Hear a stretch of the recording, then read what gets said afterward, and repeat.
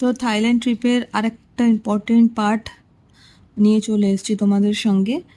Important part হলো আমরা কোন হোটেলে ছিলাম আর হোটেলটা কেমন। তো হোটেল এবং রুম ট্যুর আমার দুটোই এখন অবধি দেওয়া হয়নি, তাই ভাবলাম যে এই ভিডিওটা করে রেখেছিলাম, বাট যেহেতু অনেকদিন গ্যাপ থাকার কারণে আমি ভিডিওই ছাড়তে পারিনি, তাই আমার মনে হলো যে না, এইটা খুব ইম্পর্টেন্ট একটা পার্ট। তো এই যে বিল্ডিংটা দেখছো, এই বিল্ডিংয়ের 5th আর 6th আমরা ছিলাম। তো খুব সুন্দরভাবে ওখানে সাজায়, আর এগুলো হচ্ছে পুরো ফ্ল্যাগ। আর বাইরেটা দেখতেই পাচ্ছ কি সুন্দরভাবে সাজানো। ওরা খুব মানে সুন্দর ডেকোরেশন করতে পারে, খুব সুন্দর সাজিয়ে গুছিয়ে নিজেদের হোটেলগুলোকে রাখে, চেষ্টা করে। আর আমরাও কিন্তু এগুলো একটুখানি দেখছিলাম, কি কি গাছ আছে, কি বৃত্তান্ত। গাছগুলো মানে সবসময় এরকম ফুল থাকে, যেহেতু ওখানে ওয়েদারটাও খুব ভালো। তারপরে চলে আসছি আমরা রিসেপশন এরিয়াতে। তো আমরা যখন গেছিলাম নভেম্বরে, তো তারপরেই যেহেতু ডিসেম্বর, তোমরা সবাই জানো ক্রিসমাস টাইম, তো সেই টাইমে ওরা 1 মাস আগে থেকে এই জিনিসগুলোকে খুব সুন্দর সাজিয়ে গুছিয়ে ডেকোরেশন করে রাখে। তো আমিও যেহেতু এটা দিনের বেলা, রাতের ভিডিও হলে কিন্তু অনেক ভালো তোমরা বুঝতে পারতে, বাট দিনের বেলা তো টুনিগুলো ওরকম বোঝা যাচ্ছে না। তো এবার আমি চলে এসেছি আমার ফ্লোরে। তো এবার আমি তোমাদেরকে দেখাবো রুম টুরটা। তো এই যে রুমে ঢোকার পরেই কিন্তু আমার বাঁ হাতে ছিল ওয়াশরুম, আর ডান দিকে ছিল হচ্ছে ওয়ার্ড্রপ। তো ওয়াশরুমের সামনে একটা বড় মিরর আছে, দেখতেই পাচ্ছ। আর এই হচ্ছে ওয়ার্ড্রপ। তো ওয়ার্ড্রপে সেরকম কিছু নেই, একটা লকার ছিল। আর আমরাও সেরকম কিছু রাখিনি যাতে ভুলে যাব। তো যেইটুকু আমরা মনে রাখার মতন জিনিস সেইটুকুই রেখেছিলাম। যাই হোক, তারপরে আসি এই যে বেড।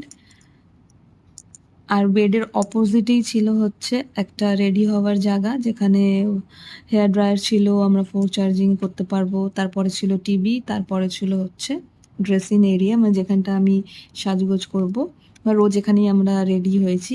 একটু মেসি মেসি আছে, মানে সব অগোছানো, তো সেটাকে বাদ দিয়ে দাও। তারপরে চলে আসছি বারান্দায়। এখানে ছিল আমাদের ব্যালকনি। তো এখান থেকে যদি তোমরা বুঝতে পারো, আমি ওই সাদা গাড়িটা যেখানে দেখা যাচ্ছে সেই জায়গাটা দাঁড়িয়ে নিচের ভিডিওটা করেছিলাম। তো আমাদের হোটেলটা হচ্ছে একটু এল শেপে। তো আমরা যেদিকে ছিলাম সেদিকে কিন্তু এরকম এক সাইডে হচ্ছে পুরো পাহাড়।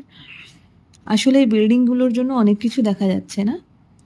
যারা পাটং বিচে গেছো তারা জানোই যে একটা সাইডে কিন্তু পুরো পাহাড় এরিয়া থাকে। তো সেটা আমরা রুম থেকেই দেখতে পাচ্ছিলাম। এখান থেকে পাটং বিচ আমাদের মিনিমাম 7 মিনিট। আর এখান দিয়ে সবসময় যখন আমরা মানে যতদিন ছিলাম ততদিনই দেখেছি প্যারাসিলিং হচ্ছে, এগুলো সব দেখা যেত। তো এখানে একটা সিটিং এরিয়া দিয়েছে, যেখানে আমরা বসে চা কফি খেতে পারবো আর দেখতে পারবো। আর সেরকম টাইম পাইনি যে আমরা এখানে বেশিক্ষণ বসে টাইম কাটানোর জন্য, কিন্তু মানে আমরা যখন যখন টাইম পেয়েছি আমরা অবশ্যই এখানে ব্যালকনিতে দাঁড়িয়ে চা কফি খেয়েছি। সন্ধেবেলার পর অতটা ভালো কিছু দেখা যায় না, বাট দিনের বেলাটা খুব সুন্দর দেখতে। আর এই হোটেলটাও কিন্তু খুব ভালো। আমি চাই মানে যদি তোমরা কোনো দিন পাটং যাও, মানে ফুকেতে যাও, এইখানটা থেকো, একদম রোডের পাশে খুব সুন্দর একটা হোটেল। আমি হোটেলের নামটাও মেনশন করে দেবো ক্যাপশনে। তো এই দৃশ্যটা আর এখন হয়তো আমরা দেখতে পাচ্ছি না, বাট এখন বাড়ি চলে এসেছি, তো খুব মিস করি যে আরও কয়েকদিন থাকলে হয়তো ভালো হতো। বাট খুব সুন্দর। তারপরে কিন্তু আমরা এখান থেকে বেরিয়ে তাড়াতাড়ি করে চলে গেছিলাম ব্রেকফাস্ট এরিয়ায়। আর এখানে ব্রেকফাস্টও কিন্তু সকালবেলা খুব ভালো ব্রেকফাস্ট থাকে। তো চলো এবার ব্রেকফাস্টে চলো, ওখানটা খেয়ে দিয়ে কিন্তু আমরা রওনা দেব বাড়ির উদ্দেশ্যে। এটাই আমাদের কিন্তু লাস্ট ডে ছিল। তো তারপরেও ভিডিও শেষ হয়নি।